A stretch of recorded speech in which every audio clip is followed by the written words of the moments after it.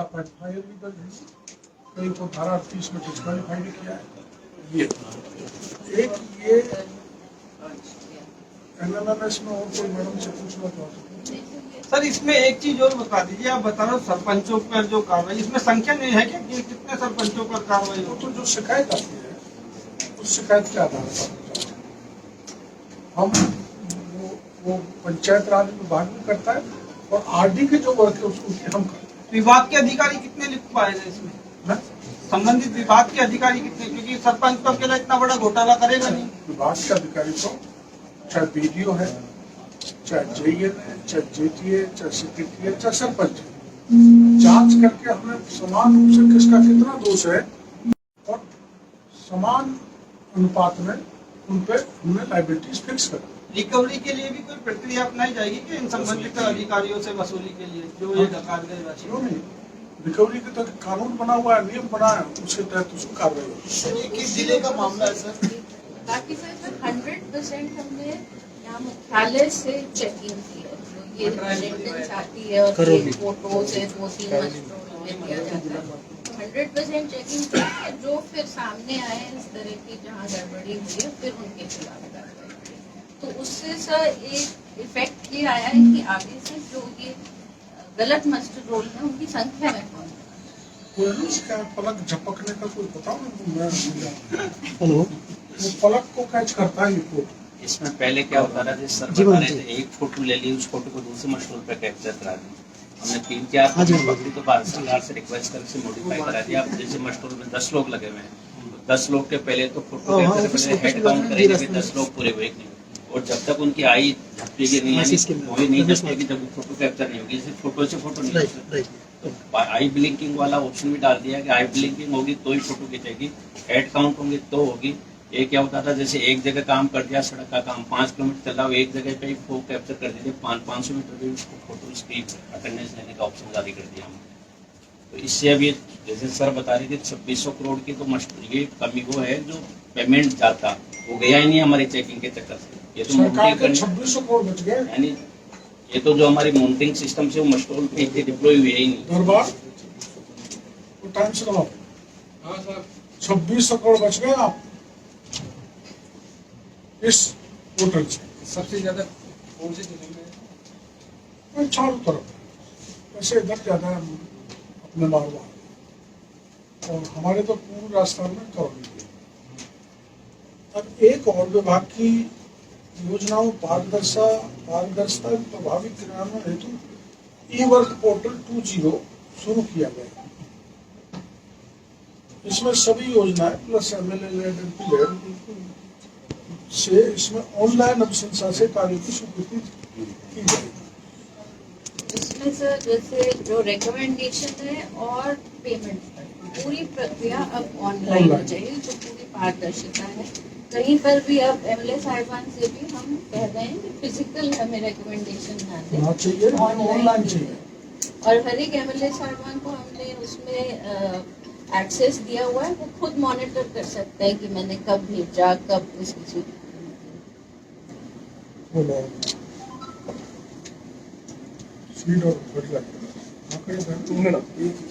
हमने अभी आपको 29 भाई से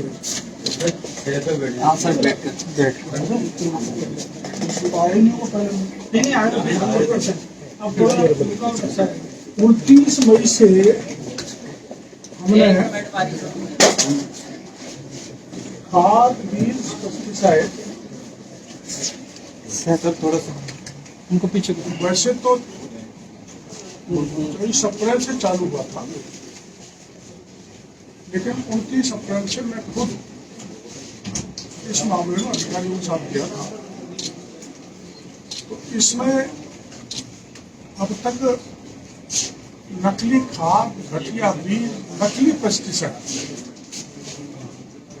बात कौन कर रहा है? चुप करो ना, बात कौन कर रहा है? उसको लेकर जिसकी अभी वर्चुअल चल रहा था कृषि मंत्री जी, केंद्र के कृषि मंत्री जी के साथ, उन्होंने भी हमारे अभियान की आज भी प्रशंसा की और देश भर में किसान ऐसा करें ये कहा है। उसमें 57 FIR हमने दर्ज करी है। 56 FIR, फर्टिलाइजर में 51, सीड्स में 5 और लाइसेंस निरस्त किए हैं हमने 22 निरस्त कर दिए, टर्मिनेट कर दिए और 41 को सस्पेंड कर दिया। और जो खाद जब्त किया है ये हमने वो किया है 95,000 मेट्रिक टन, 9,500 मेट्रिक टन ये हमने खाद जब्त किया है। एक बहुत बड़ी पेस्टिसाइड की फर्म इंडोफिल, उसको भी हमने जयपुर बीकेआई में सील किया था, उसका भी लाइसेंस हमने सस्पेंड किया है। और एक आपको ये जानकारी है कि बायोफ्यूल की एक पॉलिसी भारत सरकार 2019 में लाई थी, जिसमें नॉन एडिबल सीड्स हैं, जिसे जट्रोफा है, करंज है, उससे ऑयल निकालने का प्रोजेक्ट भारत सरकार लाई थी। वो भी हमारा आरडी के पास है। उसमें 12 बड़े प्रोजेक्ट राजस्थान में लगे थे। वो बायोडीजल नहीं बना रहे थे, बल्कि वो फर्जी नकली डीजल बना रहे थे। ये शिकायत हमको मिली थी, तो मैंने अपने सिरोही में जाके, जो अपना राजस्थान गुजरात के बॉर्डर पर जाके प्लांट पकड़ा था, जिसकी बहुत बड़ी कैपेसिटी थी, करीबन 360 करोड़ का टर्नओवर उसका था, और वो 80 करोड़ राजस्थान सरकार के वैट की चोरी कर रहा था। उसको उसके खिलाफ हमने मुकदमा दर्ज कराया, क्योंकि वो फर्जी था, नकली था। बायो उसके नाम पर जितना भी जहाँ वो वितरित हो रहा है, 4 पेट्रोल पंप सील किए थे, उसके कारण सारी गाड़ी के इंजन बैठ रहे, पर्यावरण बिगड़ रहा है। तो उसके खिलाफ भी हमने एक FIR बायोडीजल बायोफ्यूल में दर्ज कराई थी। वो जो रॉ मटेरियल होता है वरना यूज करके हाइड्रोकार्बन यूज कर रहा था, और उससे जो हमारी कंपनीज थी, oil companies, Indian oil company अपना HPCL BPCL में डीजल ले रही थी। तो जो मुकदमा दर्ज हुआ है उसमें हमने IOC BPCL HPCL का नाम किया। वो आखिर में हमारी बिना परमिशन के, बिना अनुमति के ऐसी फर्म जो नकली डीजल तैयार कर रही थी, उससे खरीद कैसे कर रहे थे, MOU क्यों किया। इस दृष्टि से मेरा कहना ये है कि चाहे हमारा रूरल डेवलपमेंट डिपार्टमेंट उसमें भाषण रूरल डेवलपमेंट डिपार्टमेंट, जिसमें मनरेगा का हिसाब आपको दिया 2600 करोड़ बचाने का, और बायो डीजल बनाने वाली 12 कंपनी, जिनके ताले ठोके एक में, और बाकी की जांच चल रही है। और इसी प्रकार से जो कृषि के क्षेत्र में सीड है, फर्टिलाइजर है और पेस्टिसाइड, उसमें हमने कार्रवाई की है। हमारे यहाँ राज्य में देखा गया है कि आपको ये जानकारी होगी, जितना फर्टिलाइजर मिल रहा है, भारत सरकार उस पर किसानों को 92% सब्सिडी दे रही है।